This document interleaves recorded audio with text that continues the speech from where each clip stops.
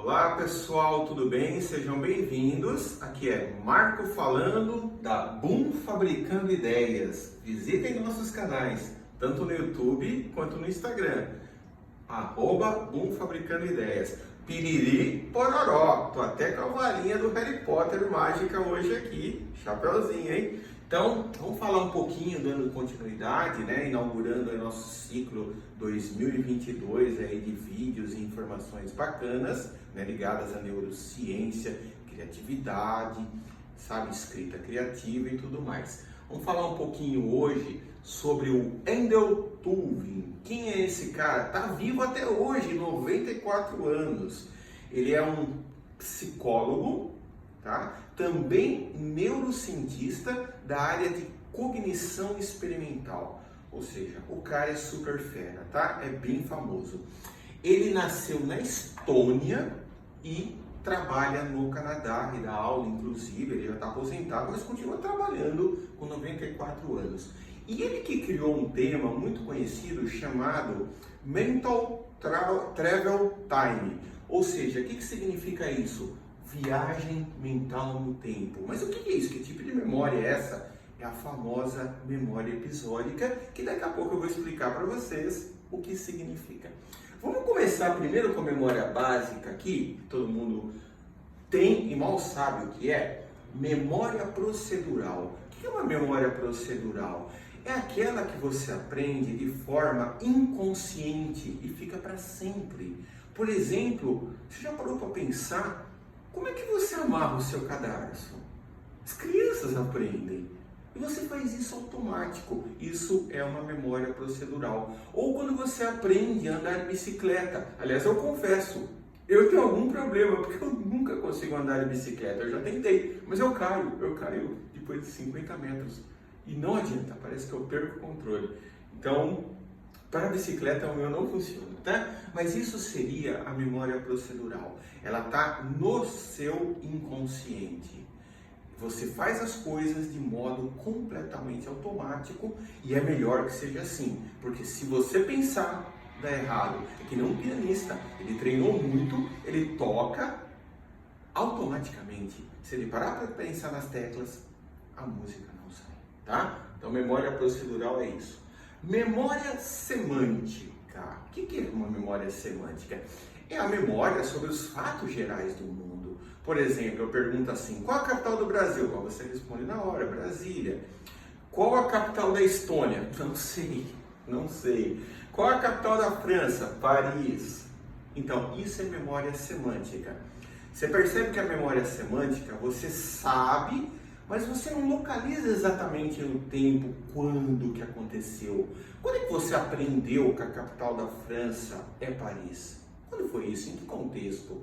Foi na escola? Alguém te contou? Sabe? Você viu em algum livro?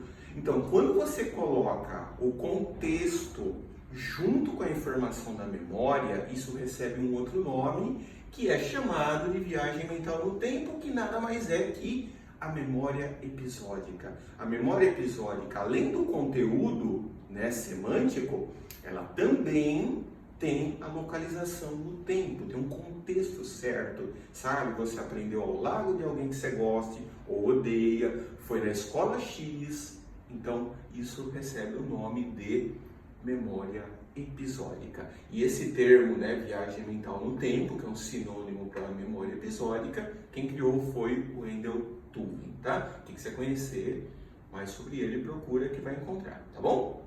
Uma coisa, antigamente achava-se que a memória ficava só no hipocampo. O hipocampo é extremamente necessário, né, para a memória. Só que não é assim que funciona. A memória hoje, a gente sabe, é difusa no cérebro e não só no cérebro. Ela está espalhada por todos os neurônios que estão no seu corpo. Então, e a gente mal conhece qual é o funcionamento total disso. É muito além, às vezes, até da nossa capacidade humana de pensar, tá? Então, a memória é muito mais difusa do que estar concentrada só numa área, tá? Então, às vezes você vem dando numa área e perde memória semântica, mas continua com outras. Às vezes você perde episódica e não consegue aprender mais nada. Tem casos de pessoas que perderam a memória episódica, não esquecem os fatos do passado. mas não consegue aprender nada. Então, por exemplo, sabe, alguém entra nessa sala agora e eu sei quem é a pessoa, tal, se eu a conhecer, lógico, né?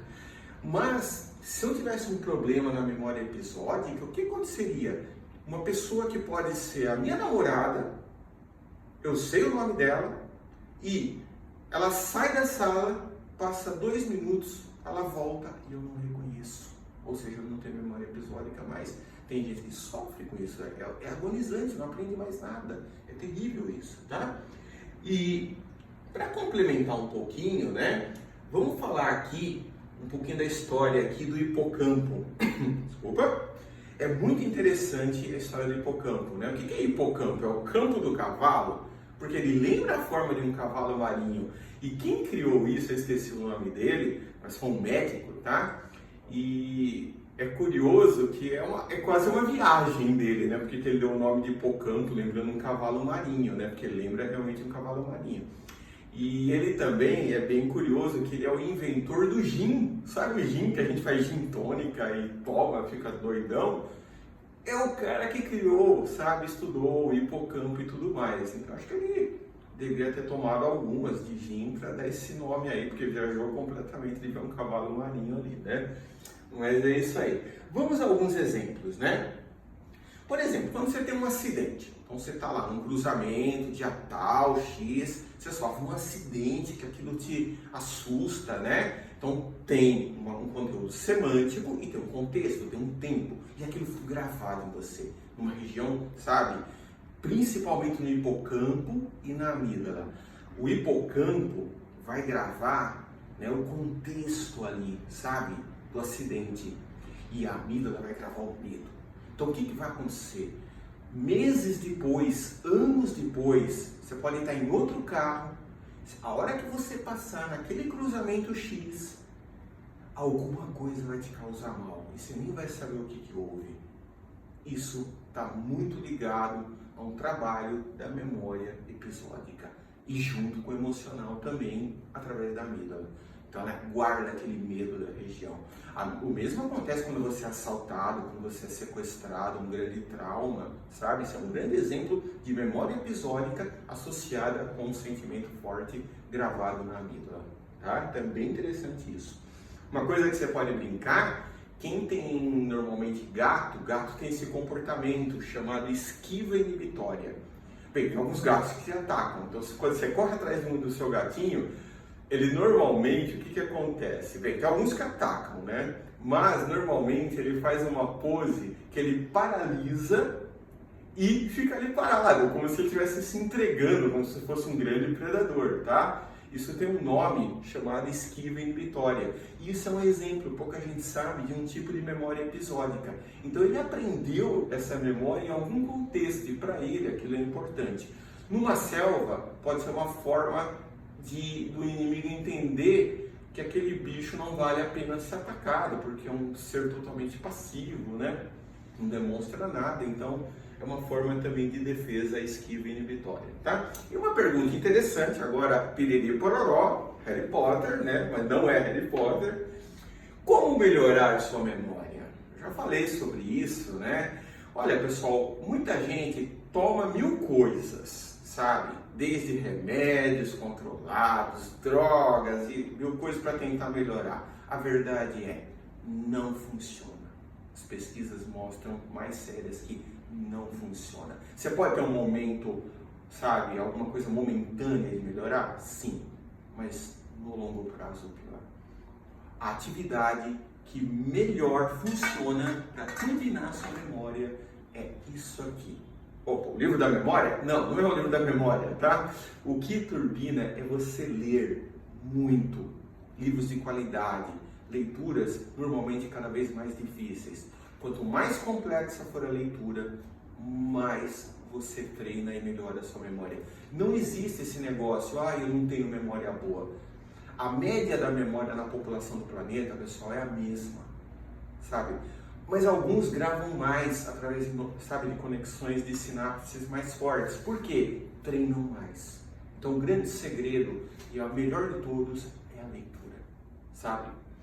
Quem quiser aprofundar um pouquinho mais, um livro interessante, olha, não tem mais que 105 páginas, sabe? É usado muito em cursos de medicina e saúde.